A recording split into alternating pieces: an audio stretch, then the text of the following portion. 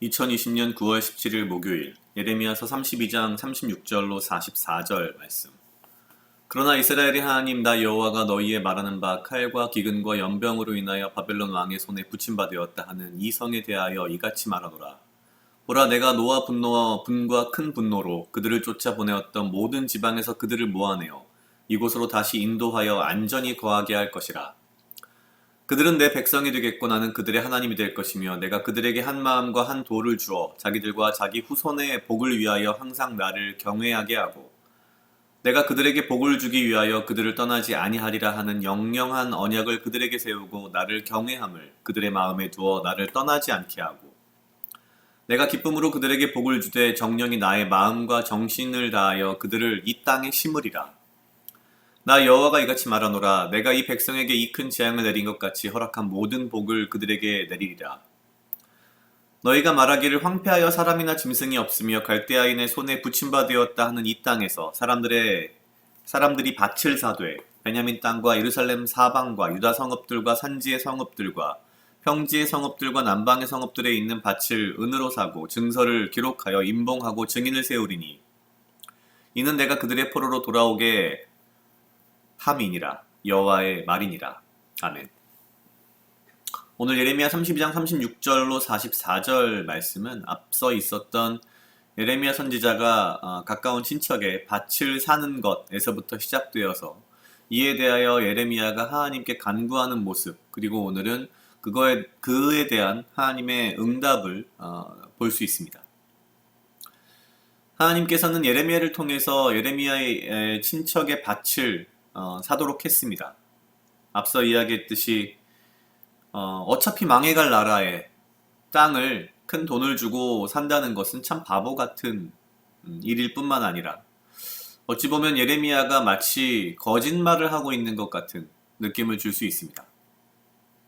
그러나 이러한 예레미야의 모든 행동은 하나님의 말씀에 따라서 하나님의 말씀에 근거하여 한 것이고 왜 그렇게 하나님께서 예레미야에게 지시를 하셨는지에 대한 이야기를 오늘 분명하게 말씀하십니다. 마지막 44절에 되어 있기를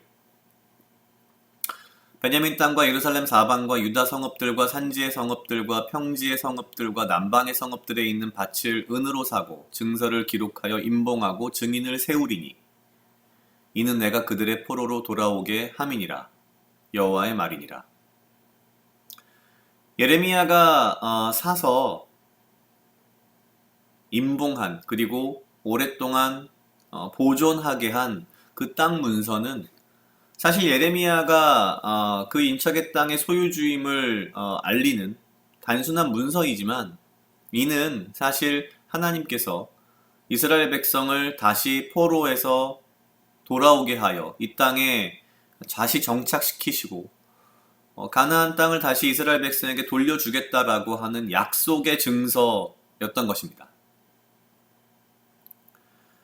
가만히 생각해 보면 마치 이 장면은 창세기에 등장하는 아브라함과 하나님 간의 어떤 그 언약, 계약식 같은 느낌을 많이 줍니다.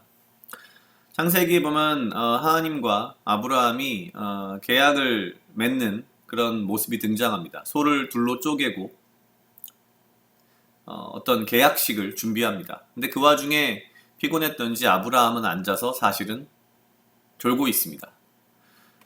원래 고대 근동의 풍습에 따르면 그렇게 둘로 쪼갠 소의 그 가운데를 계약한 두 사람이 손을 잡고 걸어가는 것이 계약의 성립을 의미합니다. 만약에 둘 사이의 계약을 깼을 경우 마치 그 소처럼 쪼개어져 죽을 것이다 라는 약속인 거죠. 그런데 아브라함이 졸고 있던 그 사이에 하나님 혼자서 불로 나타나시어서 그 소로 둘로 쪼갠 소의 가운데를 지나가십니다. 계약을 했고 서로 간에 약속을 했는데 사실 알고 보면 하나님 스스로 혼자서 모든 약속, 계약을 하신 거죠. 오늘 말씀도 마찬가지입니다. 계약서는 예레미야가 작성했고 예레미야가 돈을 지불했으며 예레미야의 밭이라는 증명서이지만 이 증명서는 사실 하나님께서 이스라엘 백성들을 다시 가나안으로 모으시겠다라는 약속인데 이 약속은 하나님 혼자 스스로 하신 거죠. 이스라엘 백성이, 유다 백성이, 그리고 오늘날 살아가는 우리가 무엇이길래 하나님께서 직접 둘로 쪼갠 소의 가운데를 지나가시며 하나님께서 직접 이 땅을 회복시키시고 이 땅의 주인인 이스라엘과 유다 백성들을 다시 모으시겠다는 약속을 혼자서 스스로 하실 필요가 사실은 없습니다. 우리가 무엇이간데, 이스라엘 민족이 무엇이간데, 사실 지금 상황에서 이스라엘 민족은 하나님을 배반하였으며 배신하였고 다른 신을 섬겨서 분명하게 심판을 받는 심판이 눈앞에 임박한 그런 상황입니다. 이러한 심판이 임박한 상황에 회복과 다시 돌아올 것을 하나님 스스로 약속하시는 이 모습은 하나님께서 우리를 얼마나 사랑하시는가에 대한 그 측량할 수 없는 사랑을 느끼게 하는 부분입니다. 물론 어떤 사람들은 그럴 바에는 왜 심판을 하느냐, 그냥 용서해주면 되지 않느냐라고 말할지 모르겠지만 인간의 죄성은 하나님과 양립할 수 없고 그냥 단순히 죄를 눈 감아주는 것으로는 인간은 그 죄에 대한 무게감을 전혀 알지 못하고 계속해서 죄를 짓기 때문에 죄를 짓는 인간은 하나님의 곁에 있을 수 없으며 하나님의 백성이 될 수 없기 때문에 하나님께서는 죄된 인간들의 그 죄성을 드러내시고 그 죄를 심판하심으로 다시 우리를 주님의 백성이 되게 하시고자 하는 것입니다. 오늘 말씀을 통해서 몇 가지를 보게 된 부분 중에 또 다른 한 가지는 계속 복에 대한 이야기가 나오지만 사실은 그 복은 결과론적인 것일 뿐 궁극적으로 32장 40절에 등장하듯이 내가 그들에게 복을 주기 위하여 그들을 떠나지 아니하리라 하는 영영한 언약을 그들에게 세우고 나를 경외함을 그들의 마음에 두어 나를 떠나지 않게 하고 하나님께서는 언약을 세우시고 우리는 하나님을 경외함으로 우리의 마음에 하나님을 두고 하나님을 떠나지 않아야 한다는 것이 가장 중요한 것이죠. 그리고 우리가 하나님을 경외하며 하나님을 우리의 마음에 두고 떠나지 않는 그것이 그 자체가 사실은 우리에겐 복이라는 것입니다.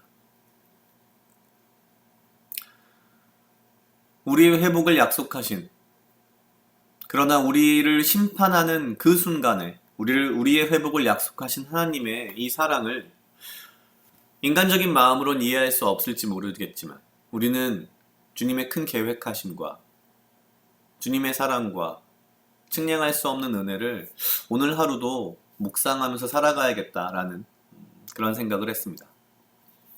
각자 약 2분 정도 묵상하시겠습니다.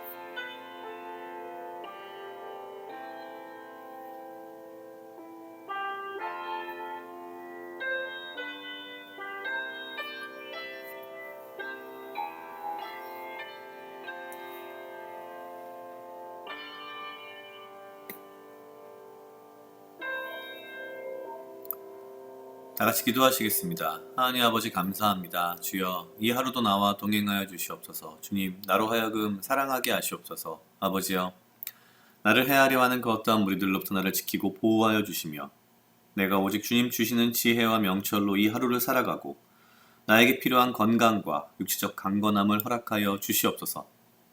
주님, 주께서 우리를 사랑하시어서 우리를 심판하는 그 가운데에서도 우리의 죄를 도말하시는 그 가운데에서도 우리를 회복시키시어 주님의 자녀로 주님의 백성으로 삼으시겠다는 아버지의 사랑을 내가 이 하루 삶을 살아가면서 그 큰 사랑을 다 알 수는 없겠지만 주의 은혜 가운데에 주님의 그 크신 사랑을 묵상하며 이 하루를 보낼 수 있도록 주여 인도하여 주시옵소서. 감사합니다. 모든 말씀 예수님 이름으로 기도드렸습니다. 아멘.